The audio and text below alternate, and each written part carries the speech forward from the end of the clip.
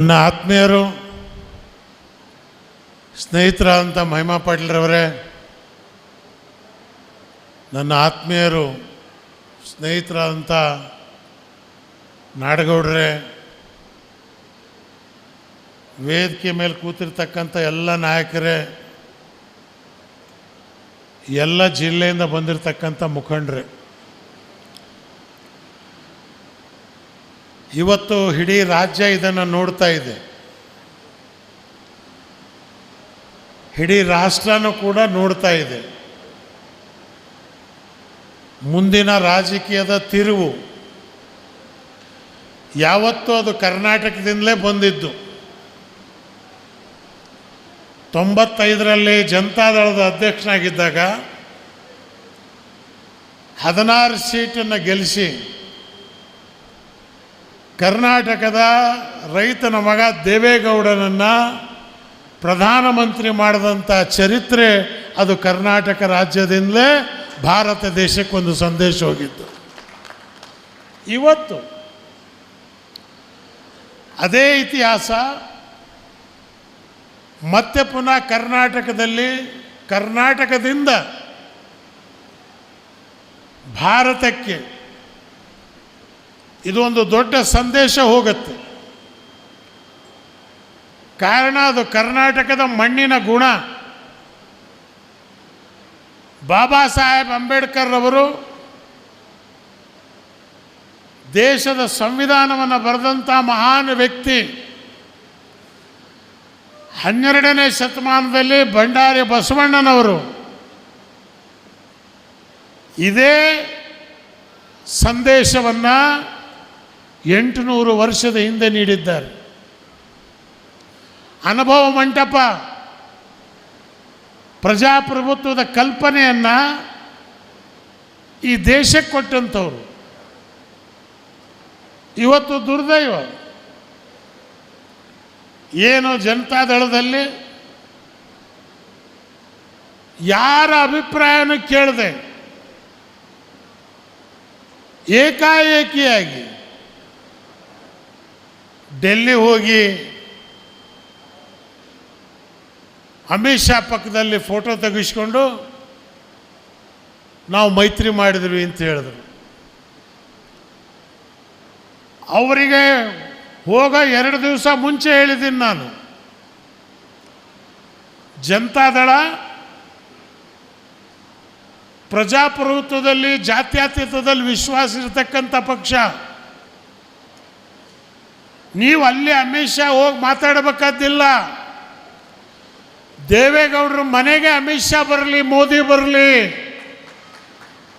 ನಾವು ಬೇಡವರಲ್ಲ, ಕೊಡವರು. ನಮ್ಮ ಸಿದ್ಧಾಂತ ಏನು? ಆವಾಗ ಅವ್ರು ಕೇಳಿದ್ರು, ಏನು ಸಿದ್ಧಾಂತ? 2 ಪಾರ್ಟಿಗಳ ಮಧ್ಯೆ ಮೈತ್ರಿ ಆಗ್ಬೇಕಾದ್ರೆ ನಮ್ಮ ತತ್ವನ ಅವರು ಒಪ್ಕೋತಾರ, ಅವ್ರ ತತ್ವನ ನಾವು ಒಪ್ಕೊಂಡಿದ್ದೀವೋ ಫಸ್ಟ್ ಇದು ಕ್ಲಾರಿಫಿಕೇಶನ್ ಆಗಬೇಕು. ಬಾಬಾ ಸಾಹೇಬ್ ಅಂಬೇಡ್ಕರ್ ಅವರು ಬರೆದಂಥ ಸಂವಿಧಾನದಲ್ಲಿ ಸೆಕ್ಯುಲರಿಸಮ್, ಸೋಷಿಯಲಿಸಮ್ 2 ಶಬ್ದಗಳನ್ನು ತೆಗೆದುಹಾಕಿದ್ದಾರೆ. ಇದರ ಬಗ್ಗೆ ಅವರು ವಿವರಣೆ ಕೊಡ್ತಾರ? NRC ನಾವಿದಕ್ಕೆ ಮುಟ್ಟಲ್ಲ, ಪರ್ಸನಲ್ಲ, ಕೈ ಹಾಕಲ್ಲ. ಇದ್ರ ಬಗ್ಗೆ ಅವರೇನಾದರೂ ಕಮಿಟ್ಮೆಂಟ್ ಮಾಡ್ತಾರ? ಹೌದು, ಅವೆಲ್ಲ ಮಾಡಿಸ್ತೇವೆ, ಹೋಗ್ಬೇಕಾದ್ರೆ ನಿಮಗೆ ಹೇಳ್ತೇವೆ. ನಾಳೆ ಹೋಗ್ಬೇಕಾದಿಲ್ಲ, ಕರೆಸ್ಕೊಳ್ಳಿ. ನೆಕ್ಸ್ಟ್ ಡೇ ನೋಡಿದ್ರೆ ಫೋಟೋ ಬಂತು. ನಾನು ಅವತ್ತೇ ಹೇಳಿದೆ, ನಾನು ಜನತಾದಳದ ಅಧ್ಯಕ್ಷ, ಇದನ್ನು ನಾನು ಪೂರ್ಣವಾಗಿ ಒಪ್ಪಲ್ಲ. ಕುಮಾರಸ್ವಾಮಿಯವರು ವೈಯಕ್ತಿಕವಾಗಿ ಹೋಗಿ ಮಾತಾಡ್ಕೊಂಡು ಬಂದಿದ್ದಾರೆ, ಪಕ್ಷದ ಪರವಾಗಿ ಮಾತಾಡೋಕ್ಕೆ ಹೋಗಲಿಲ್ಲ. ಪಕ್ಷ ಹೇಳಿದೆ, ಎಲ್ಲಿದೆ? ಏನಾದರೂ ಮೀಟಿಂಗ್ ನೋಟಿಸ್ ಆಗಿದೆಯಾ? ರೆಸೊಲ್ಯೂಷನ್ ಆಗಿದೆಯಾ? ಪಾರ್ಟಿ ವ್ಯಕ್ತಿ ಫ್ಯಾಮಿಲಿ ಸ್ವತ್ತಲ್ಲ. ಪಾರ್ಟಿ ಇವತ್ತು ನಾನು ಕೂಡ ಬೆಂಗಳೂರಲ್ಲಿ ಕೂತು ಒಂದು ತೀರ್ಮಾನ ಹೇಳ್ಬೋದಾಗಿತ್ತು. ಆದರೆ ನಿಮ್ಮೆಲ್ಲರನ್ನು ಕರ್ಸೋಕ್ಕೆ ಕಾರಣ ಏನು? ಏಕ ವ್ಯಕ್ತಿ ಅಭಿಪ್ರಾಯ ಅಲ್ಲ. ಪ್ರಜಾಪ್ರಭುತ್ವದಲ್ಲಿ ಸರ್ವರ ಪಾಲು, ಸರ್ವರ ಅಭಿಪ್ರಾಯಗಳನ್ನು ತಗೋಬೇಕಾಗತ್ತೆ. ಅದಕ್ಕೆ ಪ್ರಜಾಪ್ರಭುತ್ವ ಅಂತ ಹೇಳ್ತಕ್ಕಂಥದ್ದು. ಇವತ್ತು ಒಂದು ಸಭೆ ಕರೆದಿದ್ದೇನೆ. ಜಿಲ್ಲಾಧ್ಯಕ್ಷರುಗಳಿಗೆ ನಾನು ಕರೆಯೋಕ್ಕೆ ಹೋಗಲಿಲ್ಲ. MLAಗಳು ನನ್ನ ಸಂಪರ್ಕದಲ್ಲಿದ್ದಾರೆ. ಎಷ್ಟು ಜನ MLAಗಳು ನನ್ನ ಜೊತೆಯಲ್ಲಿ ಪಾರ್ಟಿಯಲ್ಲಿ ಉಳಿತಾರೆ ನನಗೆ ಗೊತ್ತಿದೆ. ಇವತ್ತು ನೀವೇನು ಹೇಳಿದಿರೋ ದೇವೇಗೌಡರಿಗೆ ನಾನು ತಿಳಿಸ್ತೇನೆ. ಅವರು ಒಪ್ಪದೇ ಇದ್ದರೆ ಮುಂದೆ ನಮ್ಮ ತೀರ್ಮಾನ ನಾವು ತಗೋತೇವೆ. ನಂಬರ್ 1. ನಂಬರ್ 2, ಇದಕ್ಕೊಂದು ಕೋರ್ ಕಮಿಟಿ ಮಾಡ್ತೇನೆ.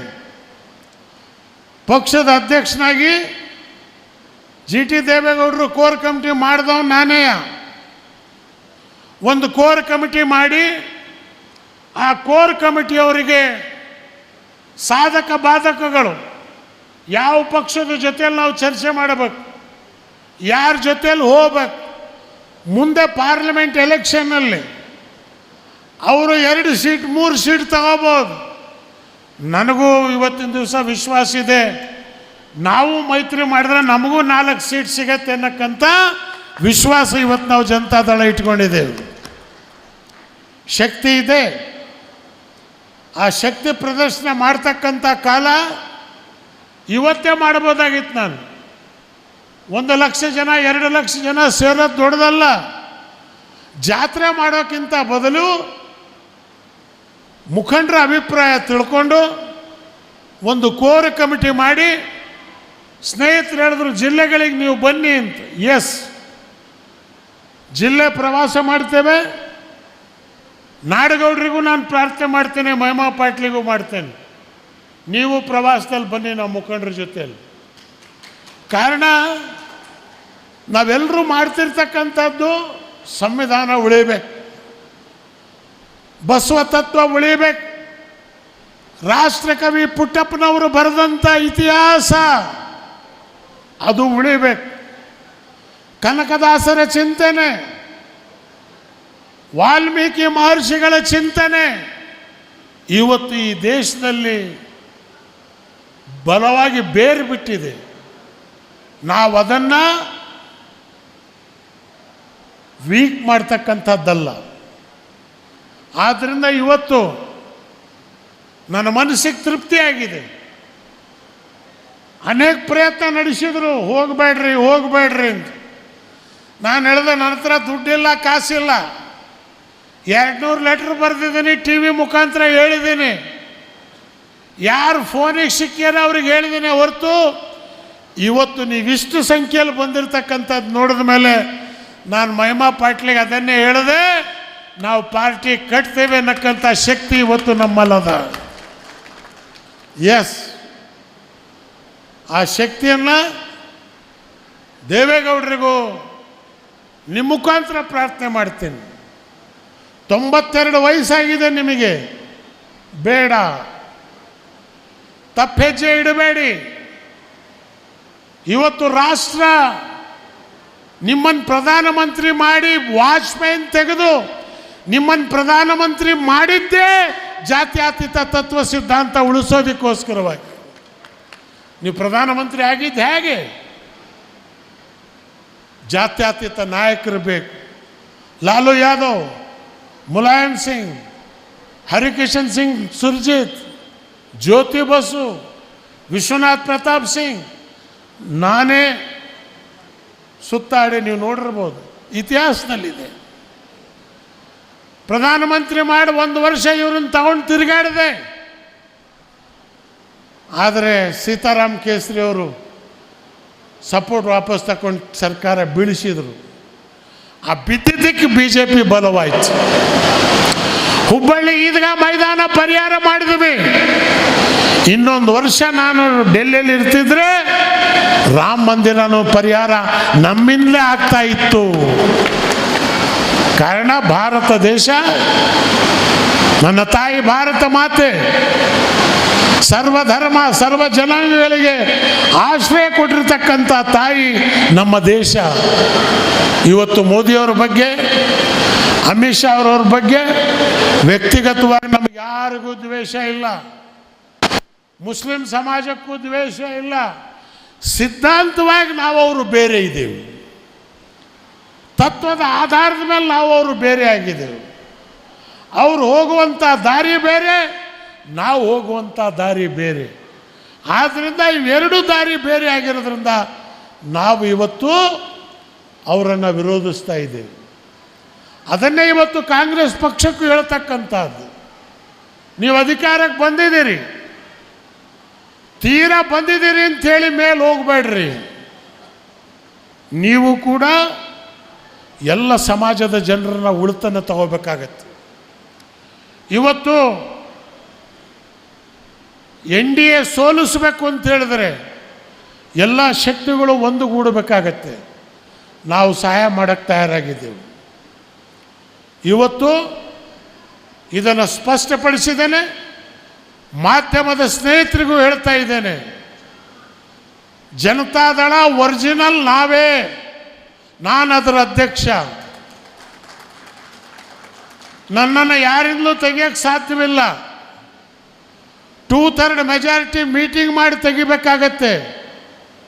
ಇವತ್ತು ನಾವು ಈ ಜನತಾದಳ, ನಿತೀಶ್ ಕುಮಾರ್ ಅವರು ಕೂಡ ಮಾತಾಡಿದ್ದಾರೆ, ನಮ್ಮ ನಾಡಗೌಡರ ಜೊತೆಯಲ್ಲೂ ಕೂಡ ಮಾತಾಡಿದ್ದೇವೆ, ಶರದ್ ಪವಾರ್ ಕೂಡ ಫೋನ್ ಮಾಡಿ ಮಾತಾಡಿದ್ದಾರೆ, ಕಾಂಗ್ರೆಸ್ನವರು ಕೂಡ ಮಾತಾಡಿದ್ದಾರೆ. ನನಗೆ ವೈಯಕ್ತಿಕವಾಗಿ ನನಗೇನು ಆಗಬೇಕಾದ್ದಿಲ್ಲ. ಕೇಂದ್ರದಲ್ಲಿ ಮಂತ್ರಿಯಾಗಿ ನಾನು ನೋಡಿಬಿಟ್ಟಿದ್ದೇನೆ. ನನಗೆ ಬೇಕಾಗಿರ್ತಕ್ಕಂಥದ್ದೇನು, ಇವತ್ತೇನು ದುರ್ಬಲವಾಗಿರ್ತಕ್ಕಂಥ ಸಮಾಜಗಳಿದ್ದಾವೆ, NRC ಆಗಲಿ, ಹಿಜಾಬ್ ಆಗಲಿ, ಯಾರೂ ಮಾತಾಡೋಕ್ಕೆ ತಯಾರಾಗಿಲ್ಲ. ಹೆದರಿಸಿದ್ರು ಜೈಲಿಗೆ ಆಗ್ತಾನೆ ಅಂತ. ನಾವು ಹೇಳಿದ್ವಿ, ನಾವು ಹುಟ್ಟಿದ್ದೇ ಜೈಲಲ್ಲಿ, 77ರಲ್ಲಿ ಜೈಲಲ್ಲಿ ಹುಟ್ಟಿದವ್ರು ನಾವು ಜೈಲಿಗೆ ಹೆದರಲ್ಲ, ಪ್ರಾಣ ಕೊಡಕ್ಕೆ ತಯಾರಾಗಿದ್ದೇವೆ.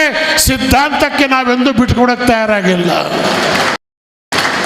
ಇವತ್ತು ಆ ಶಕ್ತಿ ಕರ್ನಾಟಕ ರಾಜ್ಯದಲ್ಲಿ, ಕನ್ನಡ ನಾಡು ನಾವು ತೋರಿಸ್ಬೇಕಾಗತ್ತೆ. ಕಿತ್ತೂರು ಚೆನ್ನಮ್ಮನಿಗೆ ಜನ್ಮ ಕೊಟ್ಟಂತ ನಾಡಿದು, ಸಂಗೊಳ್ಳಿ ರಾಯಣ್ಣ, ಶಿವಪ್ಪ ನಾಯಕು, ಟಿಪ್ಪು ಸುಲ್ತಾನರಿಗೆ ಜನ್ಮ ಕೊಟ್ಟಂತ ನಾಡಿದು, ವೀರರ ನಾಡು. ಬ್ರಿಟಿಷರ ಎದುರುಗಡೆ ಯಾರಿಗೂ ತಲೆ ಬಾಗಲಿಲ್ಲ. ಸಂಗೊಳ್ಳಿ ರಾಯಣ್ಣ ಸತ್ತ ಬ್ರಿಟಿಷರಿಂದ, ನನ್ನ ತಾಯಿ ಕಿತ್ತೂರು ರಾಣಿ ಚೆನ್ನಮ್ಮ ಜೀವ ಕೊಟ್ಟರು ಬ್ರಿಟಿಷರಿಂದ, ಟಿಪ್ಪು ಸುಲ್ತಾನರು ಜೀವ ಕೊಟ್ಟರು ಬ್ರಿಟಿಷರಿಂದ. ತಲೆ ಕೊಟ್ಟರೆ ಹೊರತು ತಲೆ ಬಗ್ಗಿಸಿಲ್ಲ. ಅದೇ ಪರಂಪರೆಯಲ್ಲಿ ಇವತ್ತು ನಾವಿದ್ದೇವೆ. ಆದ್ದರಿಂದ ಕುಮಾರಸ್ವಾಮಿ ಅವರಿಗೆ ಚನ್ನಪಟ್ಟಣದಲ್ಲಿ ನೀವು ಗೆದ್ದಿದ್ದು ಹೆಂಗೆ? 20,000 ಮುಸಲ್ಮಾನರು ನಿಮಗೆ ಓಟ್ ಹಾಕಿದ್ದಕ್ಕೆ ನೀವು MLA ಆಗಿದ್ರಿ. ನೀವು MLA ಆಗಿದ್ದಕ್ಕೆ ನಿಮಗೆ ಅಮಿತ್ ಶಾ ಇವತ್ತು ಕರೆದ. ಆ ಮುಸಲ್ಮಾನರು ನಿಮಗೆ ಓಟ್ ಹಾಕದೇ ಇದ್ರೆ ಸೋತ್ ನೀವು ಮನೇಲಿ ಇರ್ತಿದ್ರಿ. ಅಮಿತ್ ಶಾ ಅಲ್ಲ, ಯಾರೂ ನಿಮ್ಮನ್ನು ಕರೀತಿರ್ಲಿಲ್ಲ. ನೀವು ಹೇಳ್ತೀರಿ BJPಯನ್ನು ಸೋಲ್ಸಕ್ಕೆ ಕೊಟ್ಟರು, ನಿಮಗೆ ಕೊಟ್ಟರೋ ಇಲ್ಲ? ನಿಮ್ಮ ಮಗ ನಿಂತಾಗ 4,400 ಜನ ಮುಸಲ್ಮಾನರು ಮುಸ್ಲಿಂ ಕ್ಯಾಂಡಿಡೇಟ್ ಕಾಂಗ್ರೆಸ್ನಲ್ಲಿದ್ದರೂ ಕೂಡ ನಿಮ್ಮ ಪಾರ್ಟಿಗೆ ಓಟ್ ಕೊಟ್ಟರು. ಮರಿಬಾರ್ದು ಕುಮಾರಸ್ವಾಮಿ ಅವರೇ. ದೇವೇಗೌಡರು ಪ್ರೆಸ್ ಕಾನ್ಫರೆನ್ಸ್ ಮಾಡಬೇಕಾದ್ರೆ ಎಲ್ಲ ಸಮಾಜದವರು ಮೈನಾರಿಟೀಸು ಅಂತ ಹೇಳಿದಾಗ ದೇವೇಗೌಡರನ್ನ ನೀವು ತಬ್ಬಿದ್ರಿ, ನಿಲ್ಲಿಸಿದ್ರಿ. ಅದು ಹೇಳಬೇಡ್ರಿ ಅಂದ್ರಿ. ನನಗೆ ನೋವಾಯಿತು. ಕುಮಾರಸ್ವಾಮಿ ಅವರೇ, ದೇವೇಗೌಡರು ನಿಮಗೆ ತಂದೆ ಆಗಿರ್ಬೋದು, ಆದರೆ ದೇವೇಗೌಡರು ನಮ್ಮ ರಾಷ್ಟ್ರದ ನಾಯಕರು, ತಂದೆ ಸಮಾನ ಅಂತ ಇವತ್ತು ನಾವು ತಿಳ್ಕೊಂಡಿದ್ದೇವೆ. ಅವ್ರಿಗೆ ಆಗ್ತಕ್ಕಂಥ ನೋವು ನಮಗೆ ಗೊತ್ತಿದೆ. ದೇವೇಗೌಡರ ಮನಸ್ಸಿನಲ್ಲಿ ನೋವು ಇದೆ. ಆದರೆ ಅವರಿಗೆ ಸ್ವಯಂ ನಿರ್ಣಯ ತಗೊಳ್ತಕ್ಕಂಥ ಶಕ್ತಿ ಬಿಡ್ತಾ ಇಲ್ಲ. ಶಕ್ತಿಗಳು ಚಿಂತೆ ಇಲ್ಲ. ನಾವೆಲ್ಲೂ ಕೂಡ ದೇವೇಗೌಡರ ಬಗ್ಗೆ ಆಗಲಿ ಕುಮಾರಸ್ವಾಮಿಯವ್ರ ಬಗ್ಗೆ ಆಗಲಿ ವೈಯಕ್ತಿಕವಾಗಿ ನಾವೆಲ್ಲೂ ಟೀಕೆ ಮಾಡಲಿಲ್ಲ, ಮಾಡೋದು ಇಲ್ಲ. ಈಗಲೂ ಅವಕಾಶ ಇದೆ. ಹೌದು, ನಾವು ಅವ್ರ ಜೊತೆಯಲ್ಲಿ ಹೋಗೋದಿಲ್ಲ, ನೀವು ವಾಪಸ್ ಬಂದರೆ ಹೀರೋಗಳಾಗ್ತೀರಿ ಇಡೀ ಭಾರತ ದೇಶದಲ್ಲಿ. ಇವತ್ತಿನ ದಿವಸ ಕೇರಳ ರಾಜ್ಯ ನಿಮ್ಮನ್ನು ಬಿಟ್ಟೋಯ್ತು, ಅವ್ರು ತೀರ್ಮಾನ ಮಾಡಾಯಿತು. ತಮಿಳ್ನಾಡು ತೀರ್ಮಾನ ಮಾಡಿದ್ರು, ಮಹಾರಾಷ್ಟ್ರ ಎಲ್ಲರೂ ತೀರ್ಮಾನ ಮಾಡಿದ್ದಾರೆ. ನಾವು NDA ಜೊತೆ ಹೋಗ್ತಾ ಇರಲಿಲ್ಲ, ಉಳಿದಂಥವ್ರು ನೀವೊಬ್ಬರೇ. ಇವತ್ತು ನಾವು ತೀರ್ಮಾನ ಮಾಡ್ತಾ ಇದ್ದೀವಿ, JDS ಯಾವ ಕಾರಣಕ್ಕೂ NDA ಜೊತೆಗೆ ಹೋಗೋದಿಲ್ಲ. ಈ ಸಭೆಯಿಂದ ನಾವು ಸಂದೇಶವನ್ನು ಕಳಿಸ್ತಾ ಇದ್ದೇವೆ. ಮುಂದೇನು ಮಾಡಬೇಕು?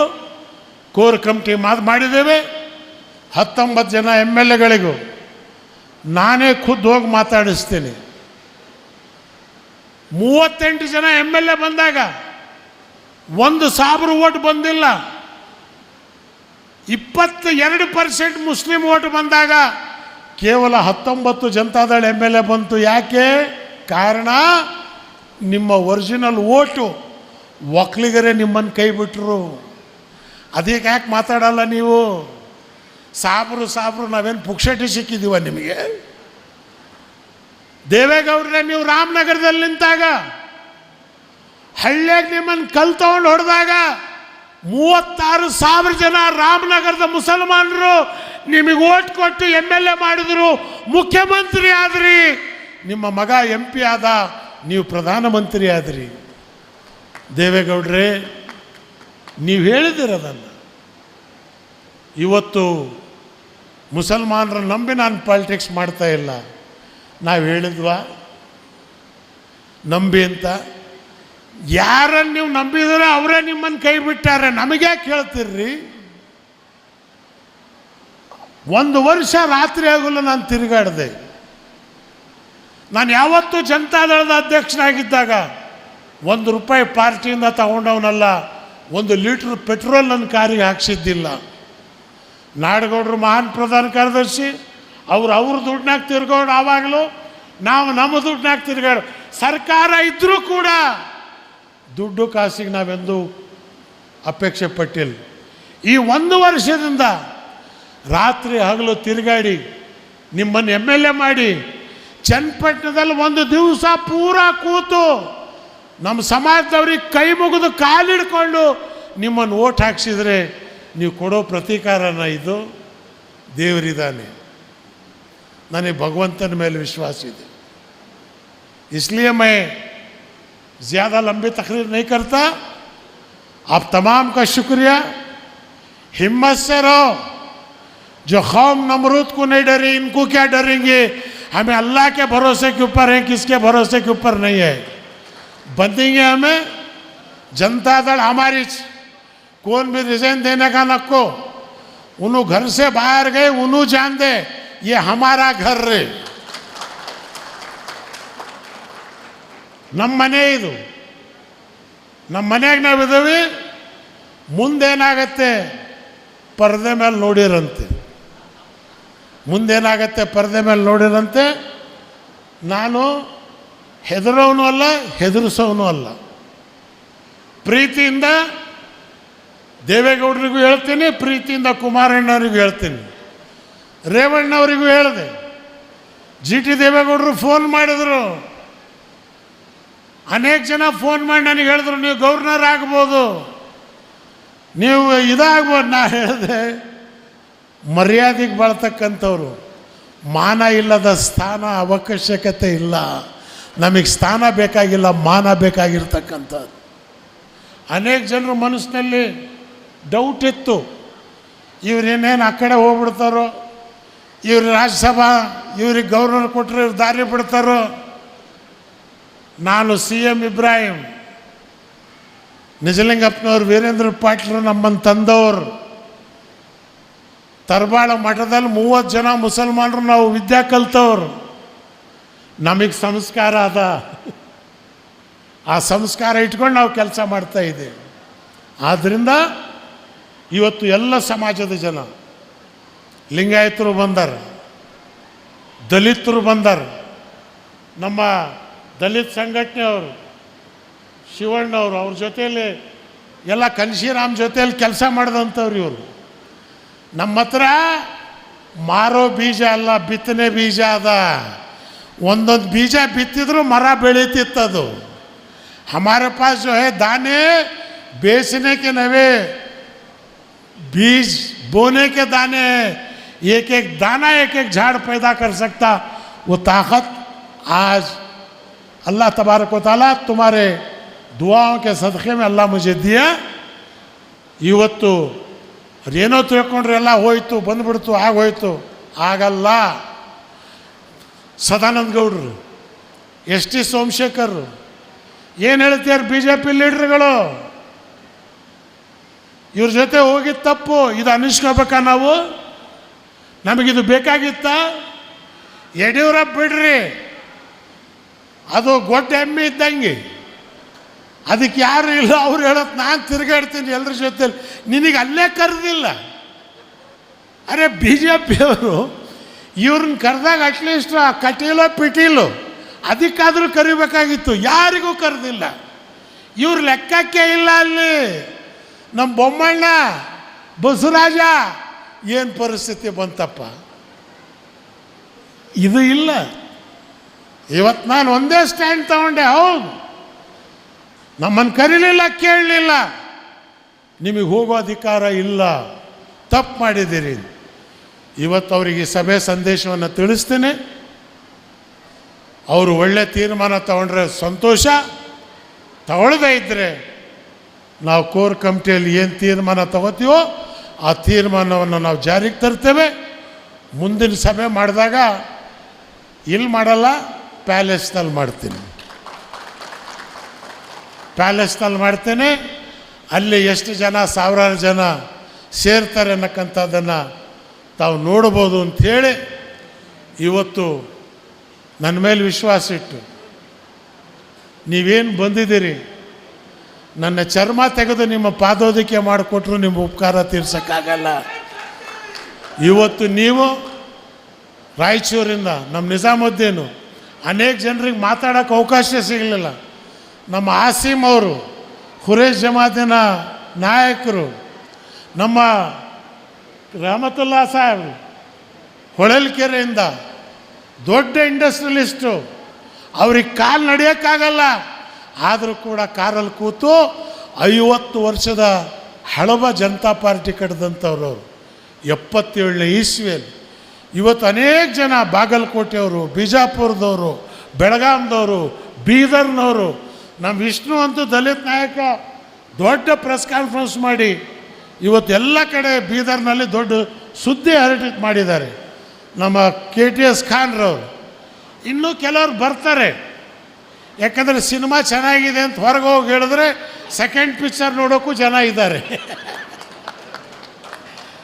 ಇನ್ನೂ ಕೆಲವ್ರು ನೋಡ್ತಾ ಇದ್ದಾರೆ, ಸಿನಿಮಾ ಅಚ್ಚಾಯಿ ಗೆಜಿ ಹೋ ಚಲೋ ಹಮೇ ಭೀ ಆತೆ. ಸೊ ನನಗೆ ಯಾರಿಗೂ ಬರೋರಿಗೆ ನಾ ಬೇಡ ಅಂತ ಹೇಳಲ್ಲ. ನನಗೆ ವೈಯಕ್ತಿಕವಾಗಿ ನನಗೇನು ಆಗಬೇಕಾದಿಲ್ಲ. ಇವತ್ತು ಪ್ರಜಾಪ್ರಭುತ್ವದ ಗೌರವ ಬಾಬಾ ಸಾಹೇಬ್ ಅಂಬೇಡ್ಕರ್ ಅವರ ಶಿವರಾಜ್ MLA ಹೋದ್ರು ಪಾಪ, IT ಸೆಲ್ ಕೆಲಸ ಮಾಡೋನು, ಅಲ್ಲೇ ಇದ್ದಾರೆ.